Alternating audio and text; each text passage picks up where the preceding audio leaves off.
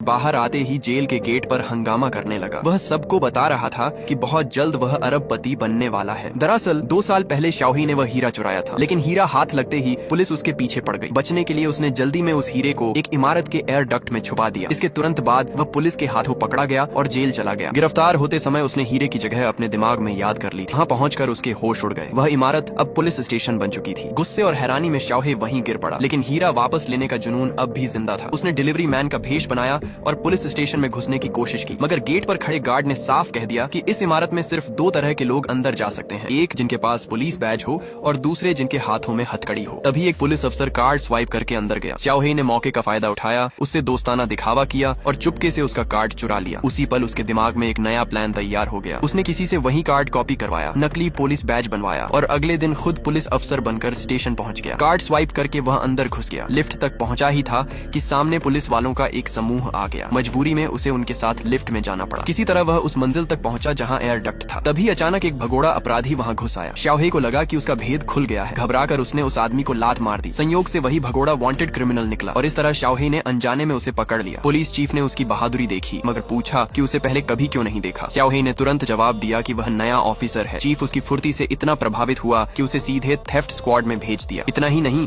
उसे एक असिस्टेंट भी दे दिया गया। इस तरह एक चोर अचानक पुलिस वाला बन गया, लेकिन हीरा वापस पाने के लिए उसे यह नाटक जारी रखना पड़ा। नौकरी के पहले ही दिन उसे चोरी के एक केस की जांच सौंपी गई। सबको लगा चोर खिड़की से भागा है, मगर शाओही ने अपने सालों के चोरी के अनुभव से तुरंत समझ लिया कि मामला कुछ और है। उसने सुराग ढूंढकर चोरी का सामान बरामद कर लिया। उसका पहला केस आसानी से सुलझ गया और पुलिस स्टेशन में उसकी धाक जम गई। फिर एक दिन सुपरमार्केट में खरीदारी करते समय उसका सामना एक रॉबर से हुआ। दुकान का मालिक भी बंदूक लेकर भिड़ गया। मौका देखकर शाओही ने पीछे से रॉबर को दबोच लिया, लेकिन हैरानी की बात यह थी कि रॉबर उसका पुराना साथी निकला। शाओही ने चालाकी से अपने साथी को बच निकलने का मौका दिया, लेकिन वह फिर भी पकड़ा गया। अपनी पहचान छुपाने के लिए शाओही ने उसके सामने बहादुरी का नाटक किया और धीरे से कान में कहा कि अगर वह साथ देगा तो बाद में अच्छा इनाम मिलेगा। दोनों ने मिलकर ऐसा दृश्य रचा कि पूरा पुलिस स्टेशन शाओही की बहादुरी का दीवाना हो गया। डायरेक्टर ने उसे चोरी विभाग का टीम लीडर बना दिया। इसके बाद उसने स्मगलिंग का केस भी सुलझाया। एक डीलर पकड़ा गया और भारी मात्रा में नशा बरामद हुआ। अब शाओही पुलिस स्टेशन का सितारा बन चुका था, लेकिन उसका असली मकसद अब भी वही हीरा था। आखिरकार एक दिन उसने वेंटिलेशन पाइप में छुपा हुआ हीरा ढूंढ ही लिया। खुशी के मारे वह पागल हो रहा था कि तभी पुलिस चीफ वहां आ पहुंचा। घबराहट में शाओही के हाथ से कई छोटे डायमंड्स के पैकेट में गिर गए। उसी समय डायरेक्टर ने बताया कि इसको टेस्टिंग के लिए ले जाना है। शाओही ने तुरंत नया आइडिया दिया। उसने कहा कि इसका इस्तेमाल करके पीछे बैठे बड़े डीलर को बाहर निकाला जा सकता है। इस तरह वह एक बार फिर अंडरकवर एजेंट बन गया और डील करने निकल पड़ा। जब वह ट्रांजैक्शन स्पॉट पर पहुंचा, उसने जल्दी से हीरा निकाला। तभी एक आदमी बंदूक लेकर आया और हीरा छीन लिया। वह कोई और नहीं, उसका पुराना साथी हुआंग माओ था, जिसने पहले उसे धोखा दिया था। हुआंग माओ गोली चलाने ही वाला था कि उनकी गाड़ी अचानक नीचे गिर गई और सीधे डीलर के अड्डे पर जा पहुंची। सबको पकड़कर अंदर ले जाया गया। डीलर को शक था कि शाओही पुलिस का आदमी है। उसने कहा कि अगर वह असली है तो हुआंग माओ को गोली मारकर साबित करे, मगर शाओही ऐसा नहीं कर पाया। तभी पुलिस ने धावा बोल दिया। जोरदार गोलीबारी शुरू हो गई। इस अफरा तफरी में हुआंग माओ गाड़ी लेकर भाग निकला। शाओही तुरंत उसके पीछे दौड़ा। पीछा करते हुए उसने सिग्नल बुलेट उसकी गाड़ी पर दागी, फिर ट्रक के सामने उसे रोक लिया। आखिरकार हुआंग माओ उसी गोली से मारा गया। शाओही ने हीरा वापस ले लिया, लेकिन अब तक पुलिस को उसकी असली पहचान पता चल चुकी थी। वह असल में डायमंड थीफ था। फिर भी वे उसे गिरफ्तार नहीं कर सके, क्योंकि पीछा करते हुए